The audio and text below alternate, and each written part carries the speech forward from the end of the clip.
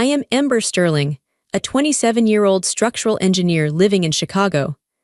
I stood in the shadows of the Chicago penthouse, gripping my glass of water until my knuckles turned white. The room was full of expensive suits and the smell of expensive perfume.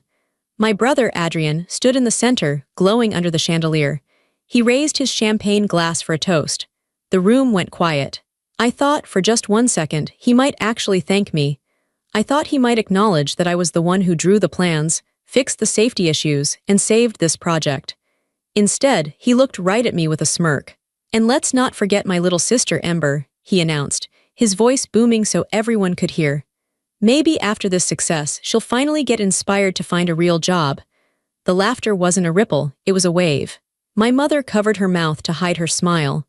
My father shook his head, looking at me like I was a stain on the carpet. They thought I was weak. They thought I was just the uneducated sister who lived in trailers.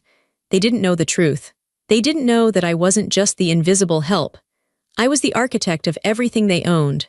And soon, I would be the architect of their collapse. But before I tell you how everything flipped like and subscribe, drop a comment. Where are you watching from? I am Ember Sterling, a 27-year-old. I walked out of that penthouse and didn't wait for the elevator. I took the stairs. I needed to feel my feet hitting the concrete steps. I needed to feel the burn in my legs to remind myself that I was real, because back in that room, my family had made me feel like a ghost. 20 flights of stairs. Down, down, down. With every step, the sound of their laughter faded, but the sting of Adrian's words burned hotter.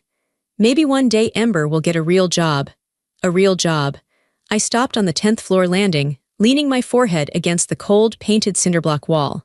I closed my eyes, and I saw the last 7 years of my life play out like a bad movie. They told everyone I dropped out of MIT because I couldn't hack it. That was the official family story. "Ember is the creative one," my mother would say at dinner parties, waving her hand dismissively. She just didn't have the discipline for engineering. It was too much math for her. It was a lie. A lie I let them tell because I thought it protected the family name. The truth was, I didn't drop out. I was pulled out. 7 years ago, my father's firm, Sterling & Sons, was bleeding money.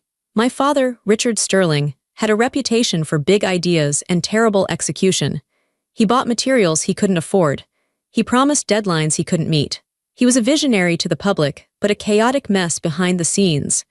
I was 20 years old, sitting in a lecture hall in Cambridge, Massachusetts, when my mother called me.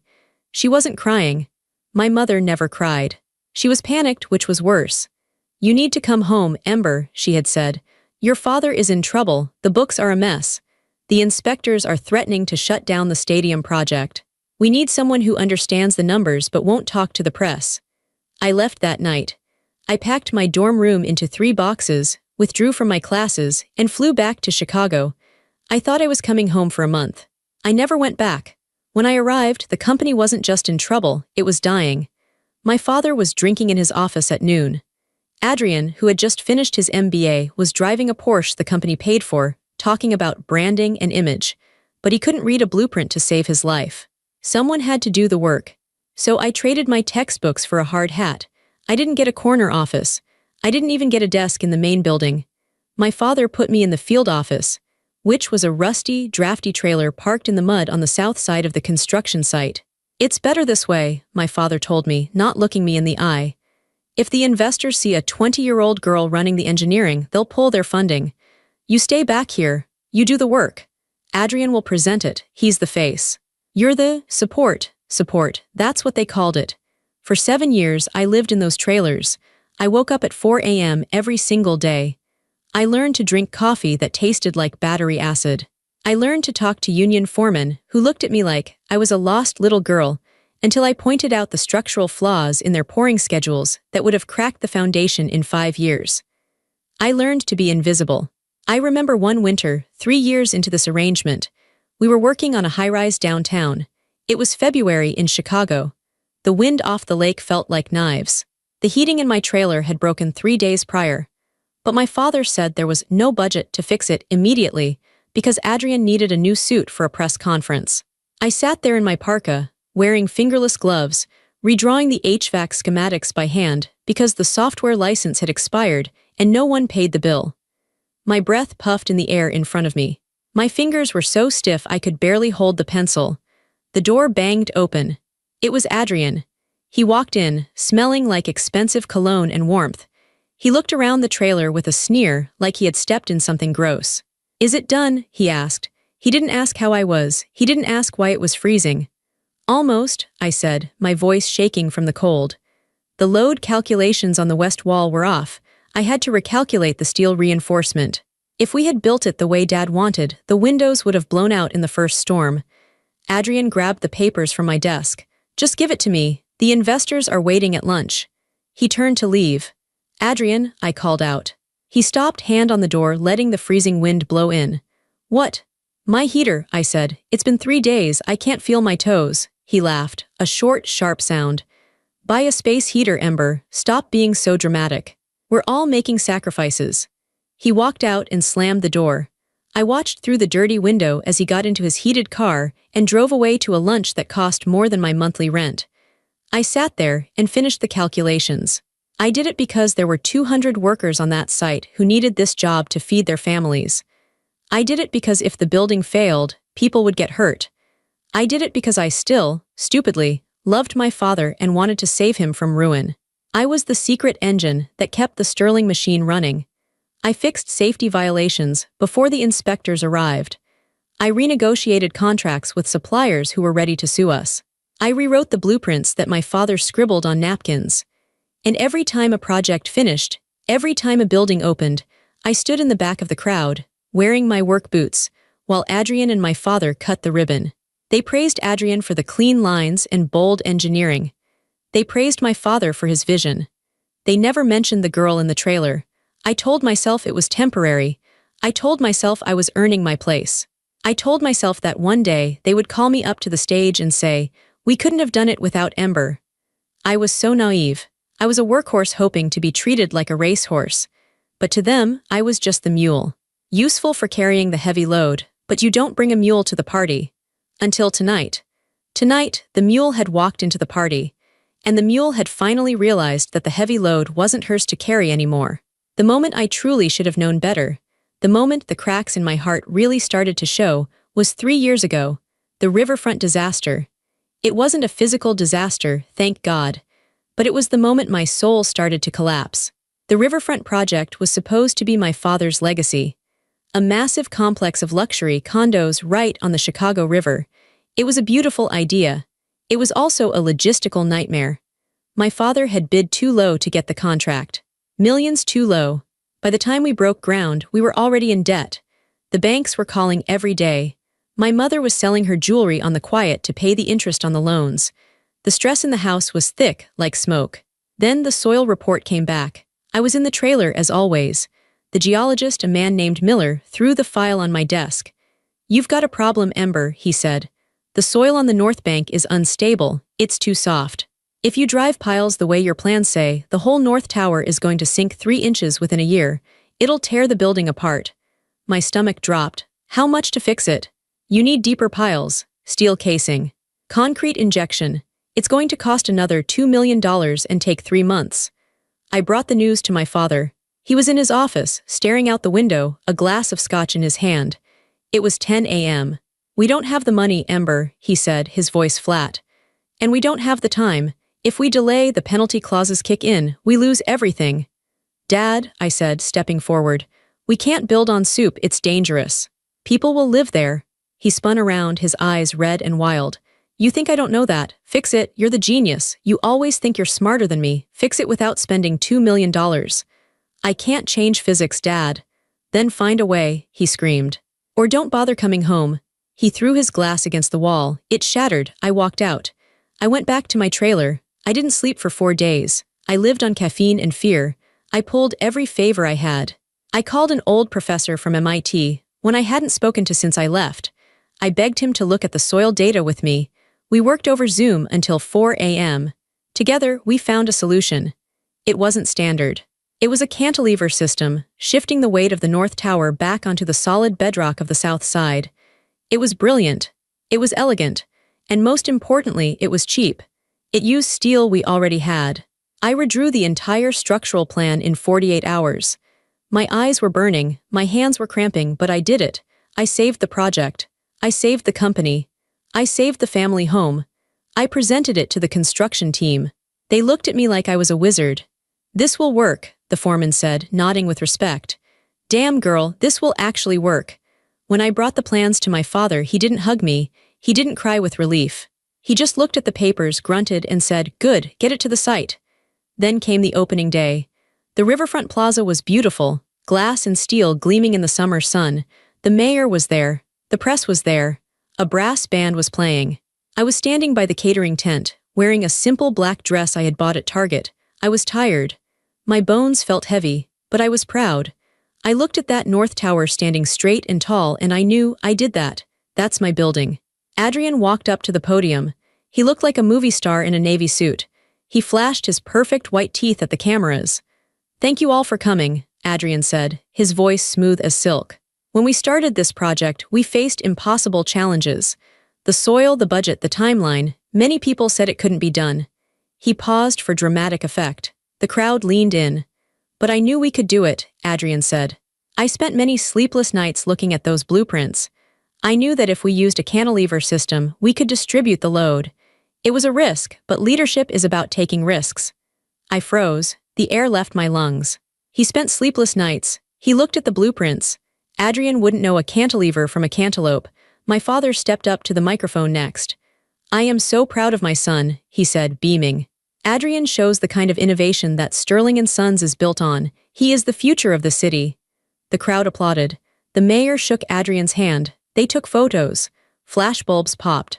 I stood there alone by the trash cans behind the tent. A waiter walked by with a tray of empty glasses. He bumped into me. "Excuse me, miss," he said rudely. "You're in the way." I wasn't a person. I was an obstacle. I watched my brother accept an award for innovation in architecture, right there on the stage. He held the plaque high. The plaque I earned. The plaque that belonged to the girl with the shaking hands and the cheap heater in the trailer. I wanted to scream. I wanted to run up onto that stage and tear the microphone out of his hand. I wanted to shout, ask him how deep the piles are, ask him what the load-bearing ratio is. He doesn't know. But I didn't. I stayed silent. Why? Because I was conditioned. I was trained to be the safety net, not the star. I told myself that my sacrifice mattered. I told myself that keeping the family afloat was a noble thing.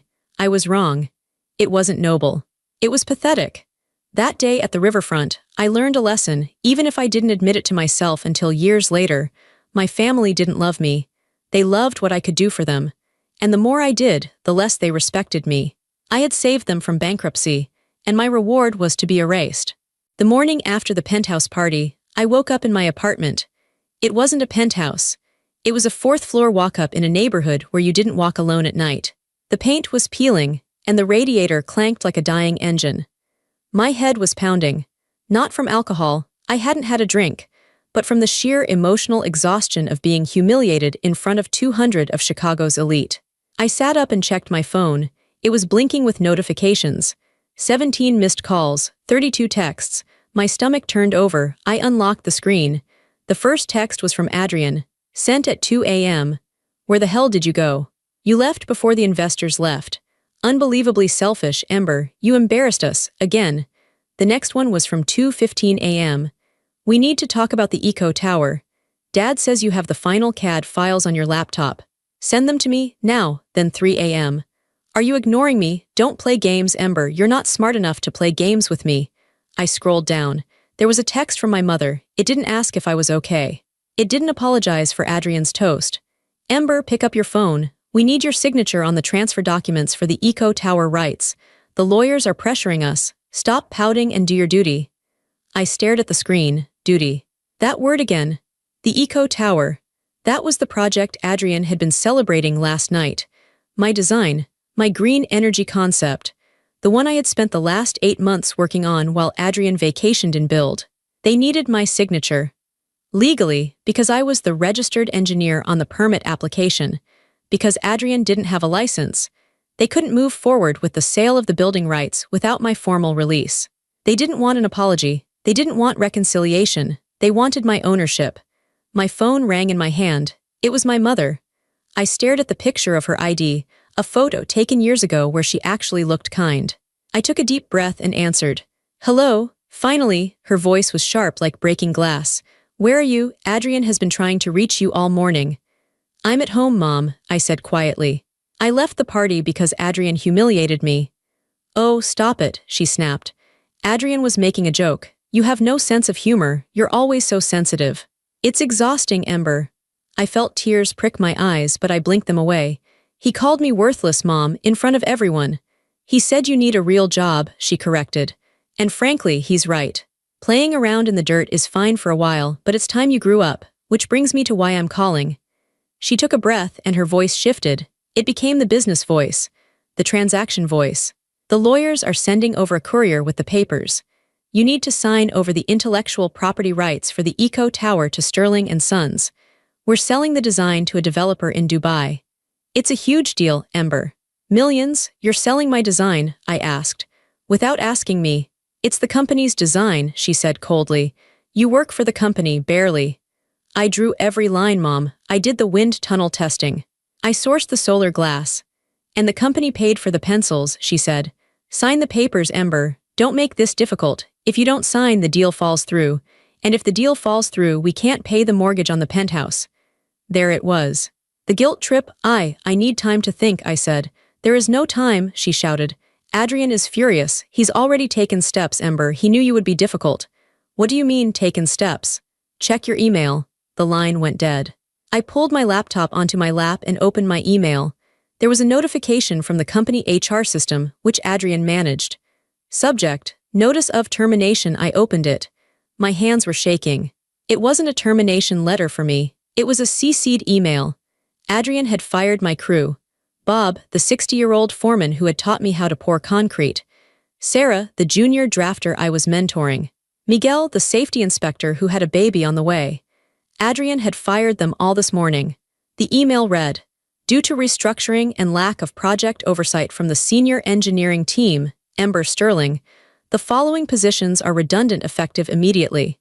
He was blaming me. He was firing the only people who respected me, the only people who actually did the work, and he was telling them it was my fault. He was holding them hostage. My phone buzzed again. A text from Adrian. I can hire them back tomorrow, if you sign the papers today. Your choice, little sister. Do you want Bob to lose his pension? Sign the rights over.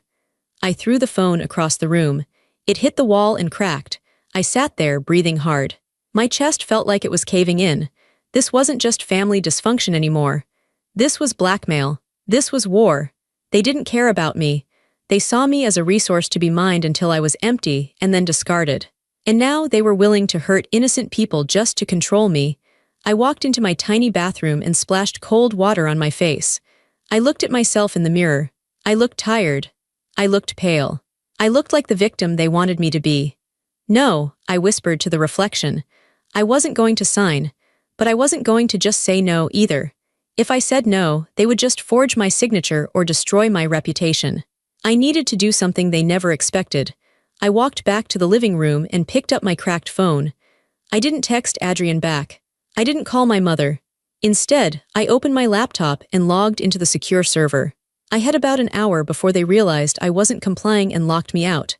I needed to download everything. Every email, every draft, every forged safety report Adrian had tried to hide. They wanted my signature, fine. But they were going to get the whole truth along with it. While the files were downloading, I made the mistake of opening social media. I don't know why I did it. Maybe I wanted to see the damage. Maybe I wanted to see if anyone had defended me. I opened Instagram. The first thing on my feed was Adrian's post from the party. It was a photo of the core team, accepting the applause after his toast. I remembered that moment. I had been standing on the far left, looking awkward, holding my water glass. Adrian was in the middle. My parents were on the right, but in the photo on the screen, I wasn't there. The photo had been edited, and not just cropped. Someone had professionally retouched the image to remove me completely. Where I had been standing, there was now just a seamless extension of the velvet curtains and a potted plant. I zoomed in. It was flawless work. It was like I had never existed. I looked at the caption. At Adrian Sterling Arch, visionary leadership requires bold action. Last night we celebrated the future of the Eco Tower. Proud to lead this family and this firm into a new era of excellence. Success is a solo journey sometimes, but the view from the top is worth it. Number architecture, number visionary, number sterling legacy, number self-made, self-made. I felt a laugh bubble up in my throat, but it sounded like a sob. Self-made. He couldn't even make his own coffee without calling an assistant. I scrolled through the comments. So inspiring, Adrian. You're a genius, man. The Sterling family never misses. And then, a comment from one of my cousins. Where's Ember? Adrian had replied. Ember couldn't handle the pressure of the big leagues. She's taking some time off to figure herself out. We wish her the best. I stared at the screen until the pixels blurred. It wasn't enough to steal my money. It wasn't enough to steal my work. They had to steal my reality. They were rewriting history in real time. To the world, I wasn't the architect. I wasn't the engineer. I was just the unstable little sister who couldn't handle it. This was the erasure. They were systematically deleting me from my own life. If I disappeared tomorrow, the only record of my time at Sterling and Sons would be a few signed permits buried in city archives. A cold calm washed over me. It replaced the panic. It replaced the sadness. I realized something important. They were erasing me because they were terrified of me. If I was worthless, they wouldn't need to work so hard to hide me. You don't crop a nobody out of a photo. You crop out the person who threatens your spotlight. You crop out the person who actually did the work because their presence proves you are a fraud. They were scared. I looked at the download bar on my laptop. 100% complete. I had it all. The original metadata for the Eco Tower plans, showing my user ID as the creator.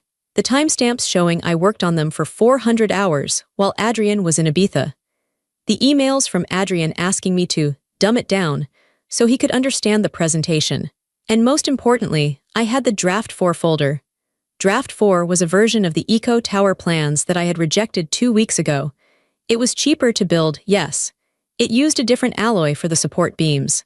But my calculations showed that in high winds, the kind Chicago gets every winter, the stress on the joints would exceed safety limits by 15%. It wouldn't fall down immediately. But in 10 years, it would be a death trap. I had labeled that file, Do Not Use Dangerous Rejected BY Engineer. I opened the folder on my drive just to double-check. My heart stopped. In the server log, there was recent activity on the Draft 4 file.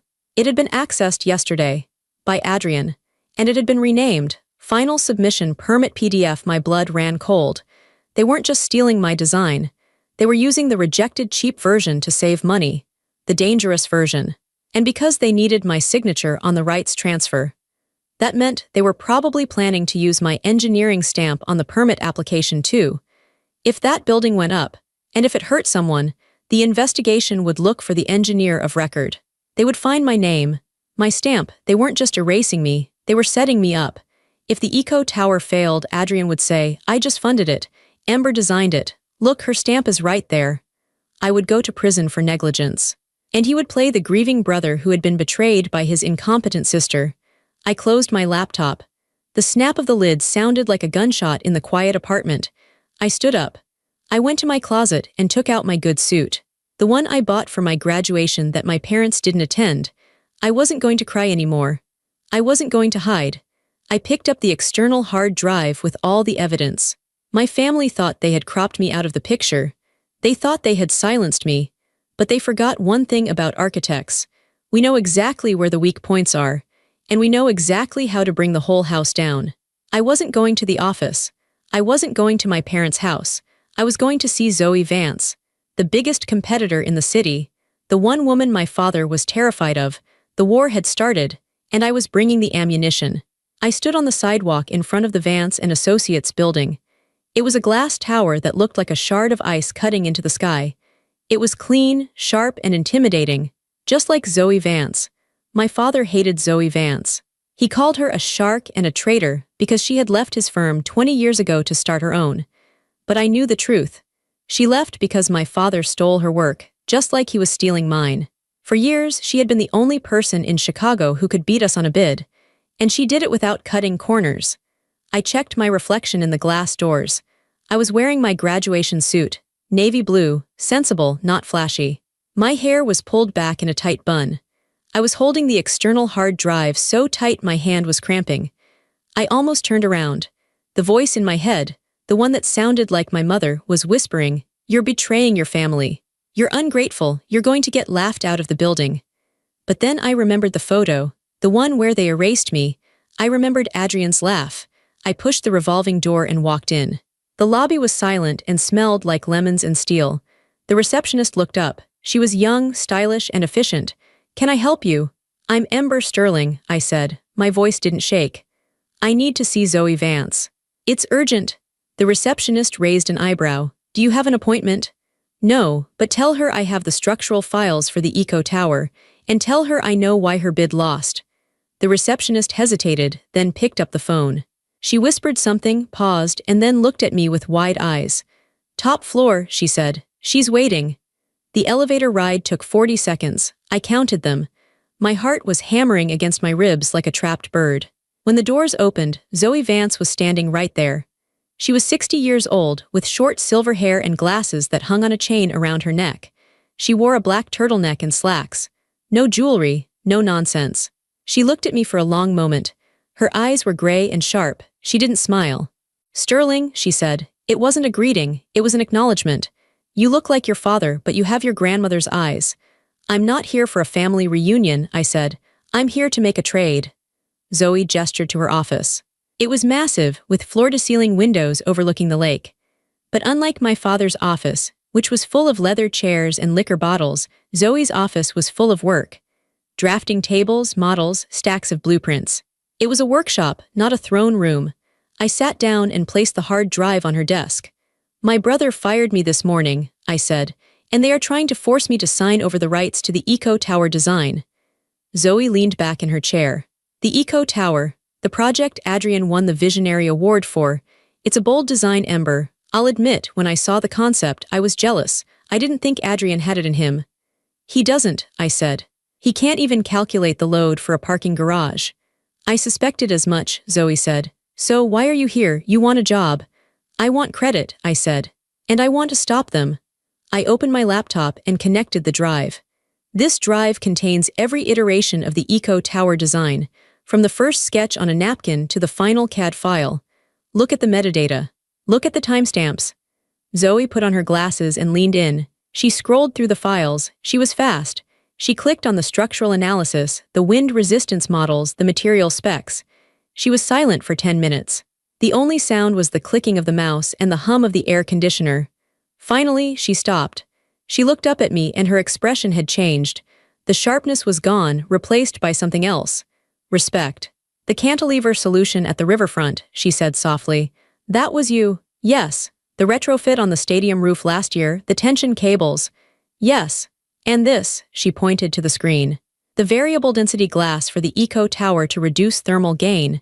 This is brilliant, Ember. This is doctoral-level engineering." "I learned by doing," I said. "I lived in trailers for 7 years fixing their mistakes." Zoe took off her glasses.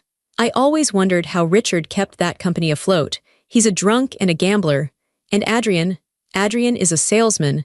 I knew someone else was doing the math. I just didn't realize it was his daughter." She stood up and walked to the window. "You know what they say about me, right?" she asked. "That I'm cold, that I'm ruthless." "I don't care," I said. "I just want to work for someone who knows my name." Zoe turned around. "I don't just want to hire you, Ember. I want to partner with you. You have a mind for structure that I haven't seen in 20 years. You see the skeleton of the building, not just the skin. That's rare." She walked back to the desk and extended her hand. "Senior structural engineer," she said. "And 5% equity in the firm to start. Plus, we put your name on every project you touch. Big letters, no cropping." I looked at her hand. It was a lifeline. "There's one more thing," I said, not taking her hand yet. "I think they're going to build the Eco Tower using a rejected draft. A dangerous one. I need help proving it." Zoe's eyes narrowed. "If they do that, people will die." "I know," I said. "That's why I'm here." Zoe nodded grimly. "Then let's get to work. Welcome to the team, Ember." I shook her hand. It was firm and warm. For the first time in my life, I wasn't just a helper. I was a partner. The first week at Vance and Associates was a shock. I had my own office. It had a door that closed. It had heat. I had a high-performance computer and a chair that didn't hurt my back. But the biggest shock was the culture. On Tuesday, I was in a meeting with the junior architects. I pointed out a potential drainage issue in a plaza design. I expected them to roll their eyes or tell me to be quiet like Adrian would have. Instead, the lead architect, a man named David, stopped writing. "Wait, explain that," he said. I explained it. "She's right," David said to the group. "Good catch, Ember, thank you. Thank you." 2 words I hadn't heard in 7 years. I went back to my office and closed the door because I felt like crying. It was pathetic how much I starved for basic decency. But I couldn't relax. I had a knot in my stomach that wouldn't go away. I kept checking the City of Chicago Department of Buildings portal. It was a public website where you could track permit applications. I knew my family was desperate. The groundbreaking ceremony for the Eco Tower was scheduled for Friday. That meant they needed the full construction permit approved by Wednesday today. I sat at my desk at 8 p.m. The office was mostly empty, just the cleaning crew moving around in the hallway. The blue light of the monitor lit up my face. I hit refresh on the portal. Application number B-2025-8892. Sterling & Sons Eco Tower. Status: approved. My heart stopped. Approved. That meant they had submitted the final structural drawings and a licensed engineer had stamped them. But I hadn't stamped them. And I was the only licensed structural engineer of record on the project. Adrian wasn't licensed. My father's license had been suspended pending a review of his continuing education credits. Another mess I used to clean up for him. So how did they get approval? I clicked on the View Documents tab. The file downloaded slowly. My internet connection was fast, but time seemed to slow down. The PDF opened. I scrolled past the cover sheet. Past the zoning compliance. I went straight to the structural schematics. I looked at the beam specifications on page 42. Beam type, W12x26 grade 50 steel, I gasped. "No," I whispered. "No, no, no." W12x26 was the spec from draft 4, the cheap draft, the rejected draft. The safe spec, the one I had finalized in draft 8, was W14x90. It was much heavier, much stronger, and much more expensive. Using the lighter steel saved them about $4 million in materials, but it reduced the wind load capacity by 35%. In a Chicago winter with high winds off the lake, those beams would twist. The glass would pop out. The floors would buckle. It was a disaster waiting to happen. I scrolled to the bottom right corner of the page. The signature block. There was the stamp. Ember Sterling, PE license number 98-2000, 214 State of Illinois, and across the stamp, a signature in blue ink. Ember Sterling. It looked exactly like my signature. The loop on the E, the sharp cross on the T. I touched the screen. It was a forgery, a perfect digital forgery. Adrian must have taken my signature from an old PDF, isolated it in Photoshop, and pasted it onto this dangerous document. I felt sick, physically sick. I grabbed the trash can under my desk and dry heaved. This wasn't just theft anymore. This was a crime, a felony. They were framing me. If when that tower failed, the investigators would pull these plans. They would see the cheap steel. They would see my stamp. They would see my signature. They would say I was incompetent. They would say I signed off on a death trap to save money. Adrian and my father would claim ignorance. "We just build what the engineer tells us," they would say. "We trusted Ember. We had no idea she cut corners." They were willing to send me to prison to protect their bank account. They were willing to risk the lives of hundreds of future tenants just to get this project built. My own family. The people I cooked Thanksgiving dinner for. The people I sacrificed my education for. I sat back in my chair, trembling. The fear was gone. It was replaced by a cold, hard rage. It was a feeling I had never let myself feel before. I picked up my phone and dialed Zoe's personal number. She answered on the first ring. "Zoe," I said. My voice sounded strange, flat, metallic. "Ember, what is it? It's late." "They did it," I said. "They submitted draft 4, the dangerous one, and they forged my signature." Silence on the other end. Then the sound of movement, keys jingling.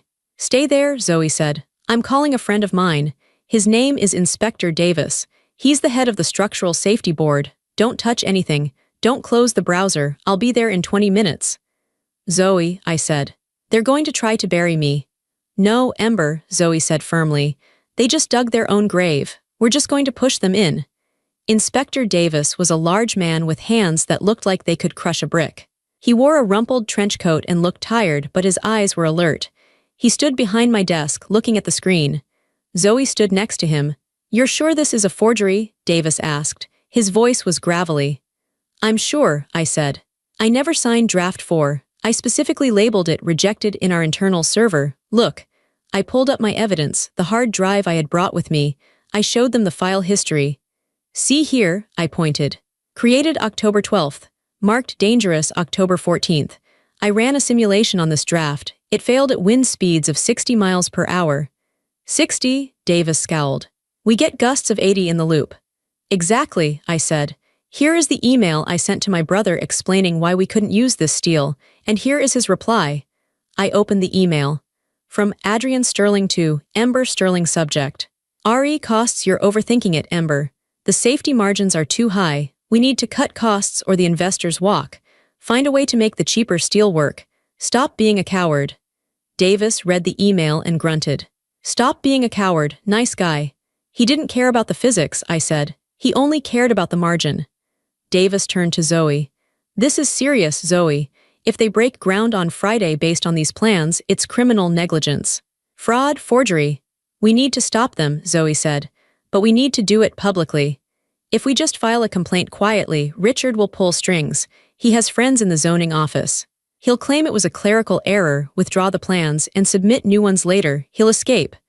I don't want him to escape, I said. Both of them looked at me. I want everyone to see it, I said. I want the investors to see it. I want the city to see it. They tried to destroy my reputation. I want to destroy their lie. What do you have in mind? Davis asked. The groundbreaking ceremony, I said. Friday morning, everyone will be there, the press. The investors, the mayor. You want to crash the party? Zoe asked, a small smile appearing on her face. I want to bring the truth to the party, I said. But I need more proof. A simulation isn't enough for the layperson. We need to show them exactly what will happen. We spent the next 2 days in the war room of Zoe's office. I worked with Zoe's best 3D modelers. We took the specifications from the forged permit, the weak steel, the insufficient concrete, and we built a digital twin of the Eco Tower. Then we ran the physics engine. On the big screen, the tower stood tall. Then we introduced the wind load. At 40 mph, the tower swayed. At 50 mph, the windows on the 20th floor shattered. At 65 mph, the primary support beam on the southwest corner buckled. The sound from the speakers was a sickening crack. Then, the progressive collapse began. Floor pan falling onto floor pan. The whole structure twisting and coming down like a house of cards. It's a tomb, Davis said quietly, watching the screen. That building is a tomb. And here is the overlay, I said. I clicked a button. The screen split. On the left was the collapse. On the right was the forged signature. They signed my name to a death sentence, I said. Thursday night, my phone rang. It was my mother again. I put it on speaker so Zoe could hear. Ember, my mother's voice was sweet. Sickeningly sweet. We haven't heard from you, we're worried. I'm busy, Mom, I said. Well, I just wanted to remind you about the groundbreaking tomorrow. It would look very bad if you weren't there. People are asking questions. I thought Adrian said I was taking time off, I said. Oh, you know Adrian, she laughed lightly. He's just stressed. Come tomorrow, wear something nice. We're going to announce the new partnership with Dubai. It's a celebration. I'll be there, I said. Good, she said. And Ember, bring your notary stamp. There might be a few last-minute forms. I looked at Zoe. She shook her head in disbelief. I'll bring everything I have, I said. Perfect.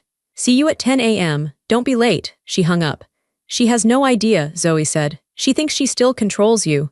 She thinks I'm the same Ember, I said. She thinks I'm the girl who just wants to be loved. I stood up and looked at the simulation on the screen, frozen at the moment of collapse. She's about to meet the engineer. Friday morning was cold and bright. The kind of Chicago morning where the sky is a hard, brilliant blue. The construction site for the Eco Tower was decorated with flags and banners. A large stage had been built over the mud. A white tent was filled with champagne and hors d'oeuvres. I arrived in a black SUV with Zoe and Inspector Davis. We parked around the corner. I watched through the tinted window. There was my father, shaking hands with the bankers. He looked flushed and happy. There was my mother, wearing a white fur coat, directing the photographers. There was Adrian, standing center stage, checking his reflection in his phone. He looked so confident, so untouchable. Are you ready? Davis asked. He was wearing his official city inspector uniform now, badge visible. Behind our car were 2 police cruisers. I'm ready, I said. We got out of the car. The ceremony had already started. Adrian was at the microphone. And this tower represents not just a building, but a promise, Adrian was saying. A promise of safety, of sustainability, of family values. The crowd clapped politely. We have worked tirelessly, Adrian continued. My father and I have poured our souls into these blueprints. I walked onto the site. Zoe was on my left, Davis on my right. The police officers followed behind us. The crowd near the back noticed us first. A murmur went through the group. People turned their heads. The applause died down. Adrian squinted against the sun. He saw me. Ah, he said, his smile faltering for a second. And here is my sister, Ember. Running a little late, as usual, he laughed nervously. Come up here, Ember, join the family. I didn't smile, I didn't wave, I kept walking. I walked right down the center aisle. The investors in their expensive suits parted ways for us. I walked up the stairs to the stage. Ember, what are you doing? My mother hissed, stepping forward. Who are these people?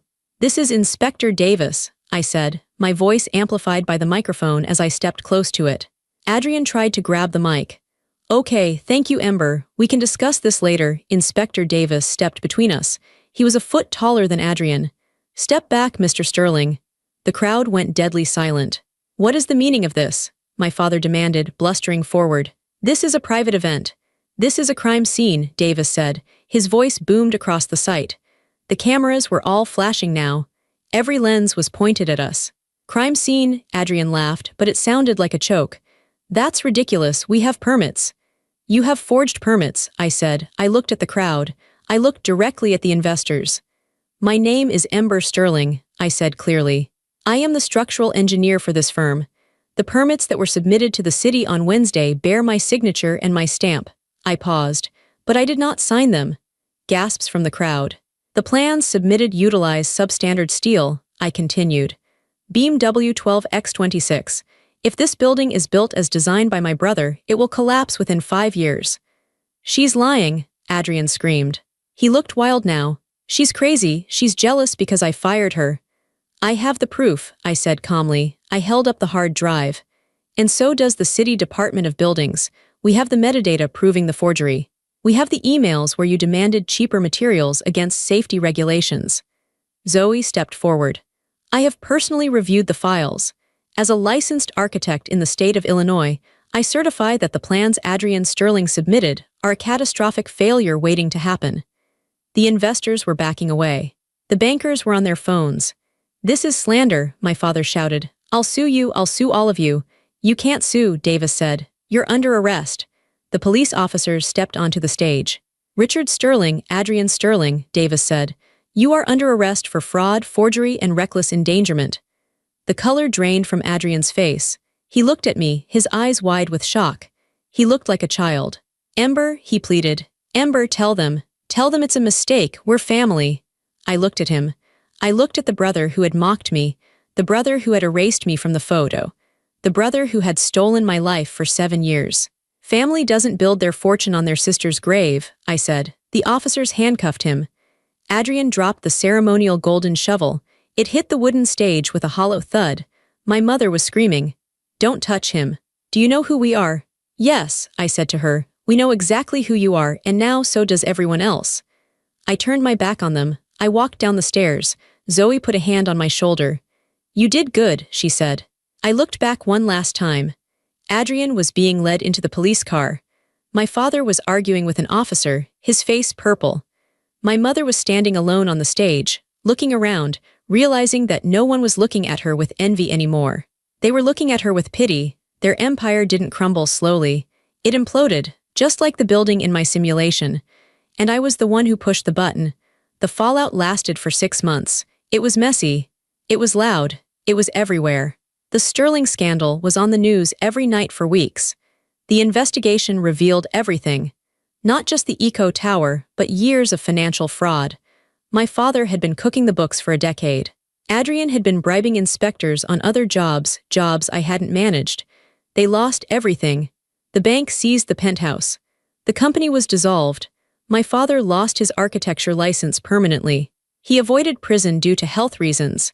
But he was a broken man, living in a small rented condo in the suburbs, disgraced and forgotten. Adrian wasn't so lucky. Because he had forged the signature, a direct felony, And because the intent was to defraud investors, the judge wasn't lenient. He was sentenced to 4 years in federal prison. I didn't go to the sentencing. I read about it in the paper while sitting in my new office. My mother tried to call me once, about 2 months after the arrest. I was at my desk at Vance and Sterling. Yes, Zoe had changed the name of the firm. I saw my mother's number on the caller ID. I hesitated. Part of me, the old part, the little girl part, wanted to answer, wanted to hear her say she was sorry. But I knew she wouldn't. She would ask for money, she would blame me. She would say I ruined the family. I realized I didn't need her apology, and I didn't need her permission to be happy. I pressed the block caller button. I turned my chair to face the window. From my office on the 40th floor, I could see the whole city. The lake was a sheet of silver. The trains moved like toys below. And 3 blocks away, I could see the cranes rising. The Meridian Spire, my project. It wasn't the Eco Tower. The investors from that project had pulled out of the deal with my father, obviously. But they had come to Zoe and me. They asked us to design something new on the same site. I designed a building that was honest. It was all exposed steel and clear glass. It didn't hide its structure, it celebrated it. It was strong. It was flexible. It could bend in the wind without breaking, just like me. I picked up my notary stamp from my desk. I had ordered a new one. Ember Sterling, partner VANCE and Sterling Architects. I took a piece of paper. I pressed the stamp down firmly. Thump. It left a perfect, crisp blue mark. I wasn't the hidden workhorse anymore. I wasn't the victim. I wasn't the uneducated sister. I was the architect. I looked at the cranes lifting a massive steel beam into the sky. I took a sip of my coffee. It didn't taste like battery acid. It tasted like victory. I didn't bury my family. I simply stopped holding them up, and without me to carry them, they fell. But I was still standing, and I was just getting started.